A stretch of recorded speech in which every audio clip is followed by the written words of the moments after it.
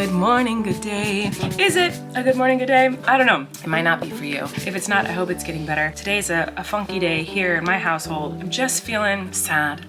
I'm feeling sad about just life and world things that are happening in the world. My heart is just having a hard day. So, you know, I just sat and chatted with Corey for like an hour about it, like besties do. So that was helpful, but now I just wanna hang out with my kids. Okay, I'm gonna go find my kids. Bye. Okay, guys, so you know how I've been doing like this trip down memory lane thing where I like read to you random journals or whatever. So I used to, I don't anymore, and I probably should try to do it again, but I used to journal on every tour that I went on. This is, you know, I went to London with Corey and my mom, and so I take a little Polaroid camera, a little Polaroid printer, and print stuff while I tour. So see, I'll like put like little stickers, like full on like little postcards or whatever from wherever I'm at. Look, this is from Manchester, letters from you guys. Like I'll read and like pick out the ones that like hit me in the heart the most and put them in there. I keep all my letters, they're all up in these boxes behind me up there. But the point is, I journal, and I just was reminded of something that I've been wanting to talk to you guys about, but haven't yet. Hi, Moose. Can I help you? So in this, I talked about how I took my mom and Corey to the Natural History Museum, and I said the dinosaur exhibit is awesome. It was so cool to be there with mom and Corey.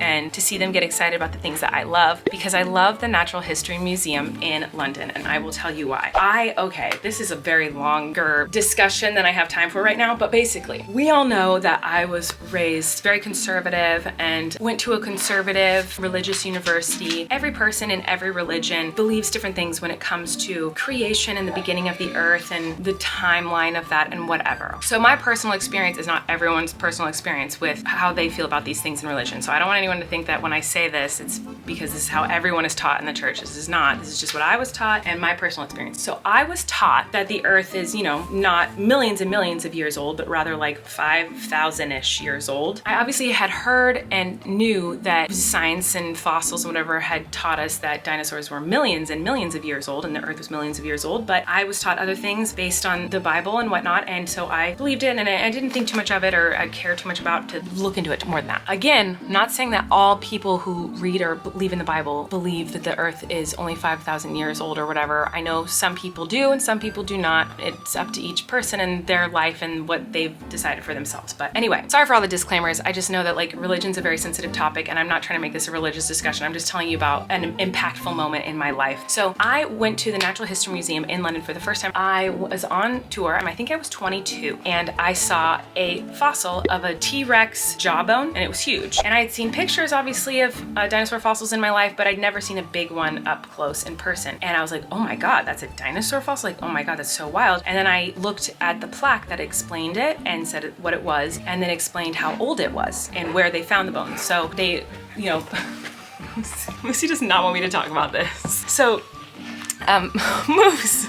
So anyway, when I read it was millions and millions of years old, I don't remember the exact amount of millions it had said for that particular fossil or where it said it was found. Okay, Moose. But I do remember that it was many, many millions. When I tell you that it blew my mind, guys, it blew my mind. My brain couldn't even comprehend. I was so in awe, and I was like, whoa. This fossil is millions of years old. And it's right in front of my face. Then the whole walking through the entire dinosaur exhibit, I was reading how old these fossils were and when these dinosaurs were on the earth. And I was like, whoa, they just found this in Utah? They just found this fossil in Nevada? There was a dinosaur just in Nevada? Oh my God, guys, it shook my world. I'm not saying anyone has to believe what I believe or think what I think or whatever, but all I'm saying is that for me personally, it was a wild experience to go my whole life thinking the earth is about 5,000-ish years old, and dinosaurs, I guess, lived at the same time as humans, maybe. I don't really know how it works, but whatever. That's, I guess, how it was. Who knows? And I just didn't think anything of it. I didn't care enough about it to look into it until I was face to face with a fossil, reading the facts and the information about it. To be a 22-year-old and learn that information, like, it was so exciting and like thrilling. It really blew my mind. And over the years, years, there were a lot of other things that blew my mind that I learned differently than other people. And yeah, I don't know. I just think it was fascinating. So I love the Natural History Museum in London because it was like a very eye-opening, exciting, thrilling day for me that day to like learn and understand how old dinosaur fossils actually are and how long ago they roamed the earth and where they find these fossils and how that process works was just, oh, it was thrilling. I mean, wow, it really, really excited me. Anyway, I don't know why I felt the need to tell that story, but there you have it. Yeah, do you know about fire trucks? You want to talk about fire trucks? Do you know about it? I've heard of a fire truck. Do you want to tell me all about it? That's called a boom. A boom? Yeah. How many wheels does this truck have? It's something that goes after fire. After 5, like 20? No. Oh. 1, 2, 3, 4, 5, 6. 6 wheels? So is this a hook and ladder? No. What's the difference between a hook and ladder and a fire truck? Okay, a hook and ladder has a turnabentable. Oh. And the fire truck doesn't have a turnabentable. Turnabentable? Okay, I didn't know that. Turnabentable means like, yeah, like reticulated.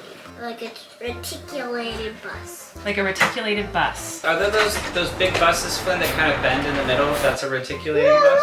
Yeah. You know, like how all 4-year-olds talk about reticulated buses and trucks. You know what these parts are called? What is it? Stabilized. What is she doing? Woo! Oh, she does not want to talk about fire trucks anymore. She said, we're done talking about fire trucks, guys. We are laying around. Well, they gotta get in fast. It's crazy to me how a room can be 100% spotless and within like 15 minutes, like this. What's happening over here? Goodbye. Hi, my sweet boy. Wesley. Crazy, my goodness. What's happening over here? You guys are being crazy. What are you guys doing? Okay, I keep seeing this like hack on how to boil the perfect egg so that it peels well. And I need to test it because I just can't believe it's true. So I'm gonna try it right now and we're gonna test it together and see if it works. Because this is entertaining, isn't it? No, not interesting. I don't care, I'm doing it. I love deviled eggs and Easter's coming up and it's like a staple at my house for family events is deviled eggs. I love them. And I hate peeling eggs. I think there's like a blurriness on the lens. Anyway, I've seen lots of different hacks. I've heard you poke it like the big part of the egg with like a pin. I've heard they have to be room temperature. I've heard they can't be fresh. I've heard all these different theories. I've heard boil it with vinegar. I tried everything. Sometimes it works, sometimes it doesn't. But this is fascinating to me. So apparently there's like the membrane, it's like attached to the shell or something around the egg. And if you tap the fat end of the egg, you'll hear it and it will sound like the egg cracked, but it didn't. It's just like, I'm probably saying all the wrong things. Like the membrane of the egg or something is like disconnecting from the shell of the egg or something. So let's try it.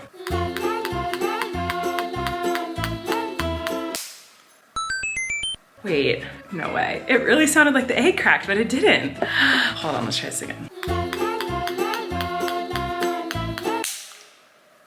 That is crazy. It didn't crack, but it sounds like it's cracking. Wait, did it? No, it didn't.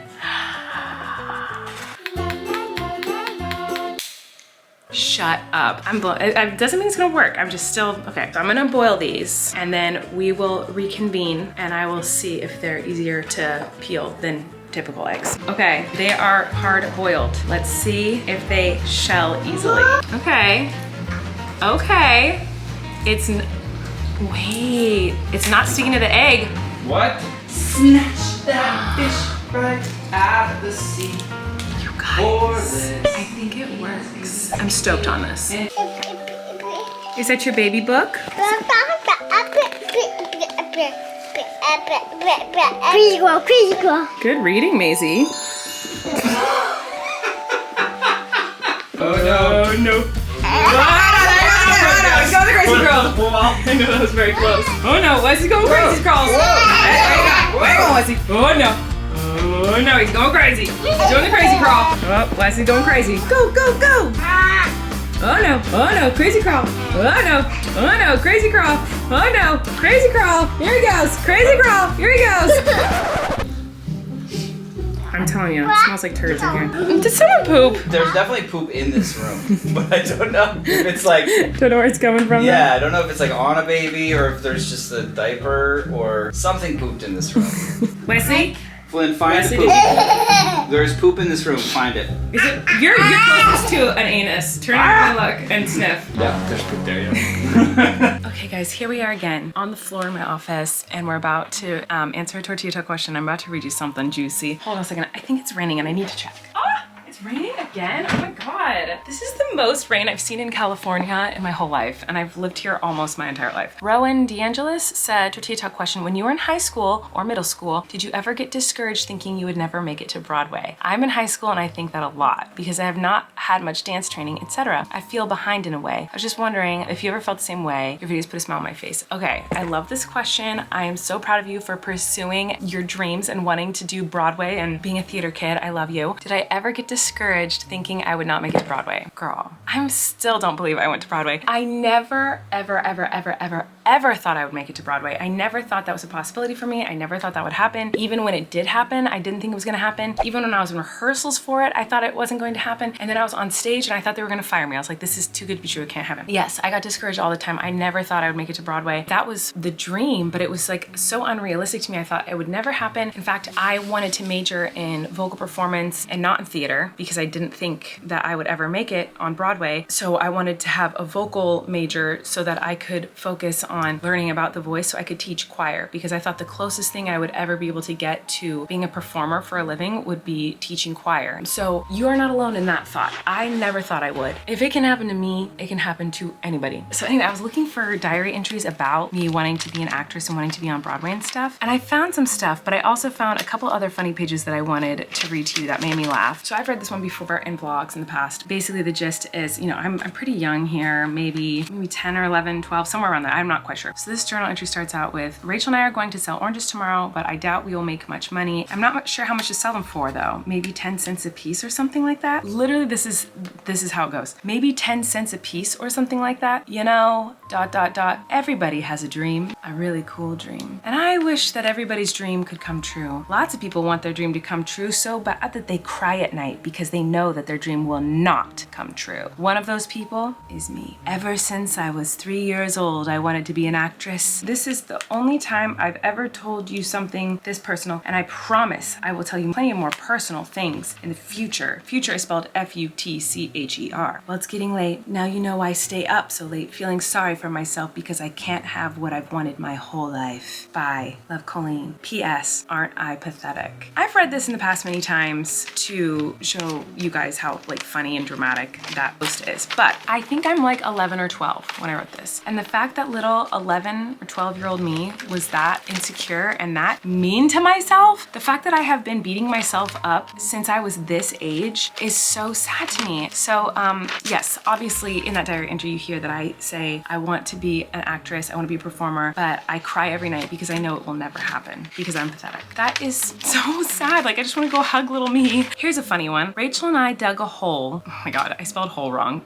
W-H-O-L-E. Rachel and I dug a hole about 3 feet deep. It was cool. I didn't really do nothing else. From Colleen. That was my whole day. I just thought that was funny that like back then a 12-year-old girl like didn't have TikTok. So what we did for the day was just like dug a hole in the backyard and it got to be 3 feet deep. And I was like, that was my day. That's what I did today. Here's another one. Okay, so in this one I'm 10. I wrote, I had a recital tonight. I sang I'd do anything. I remember this. I'd do anything for you, dear, anything. Anyway, I wrote, I had a recital tonight. I sang I'd do anything. I did not do very well. And then I just move on. Like this is my genuine thoughts as a little girl. I had a recital tonight. I didn't do very well. Now this isn't because no one told me I did. My parents were always showering me with compliments and praise. I had such a negative view of myself from such a young age. It got worse over time, but like, oh, that just breaks my little heart. But then I said, guess what I wore for my recital? It was an early birthday present. It was a $40 dress. Like, and it's like huge. Like I couldn't believe how much it was. It's so pretty. It has diamond hearts all over it. I'm still very excited about my birthday, even though I got it. I also remember this. Oh my God. Okay, so this is much later in life. I'm in high school and I'm 14, 15 maybe. And I'm talking about life, like what, nothing very exciting, talking about choir. And then I say I did not get, I got into the play. I got a play, which was very exciting. And then I said, but my life hasn't been all wonderful. My cat died. I loved her to to death. She got really sick and we had to put her to sleep. And she was miserable. Like we had to put her to sleep and it was devastating. This cat was my best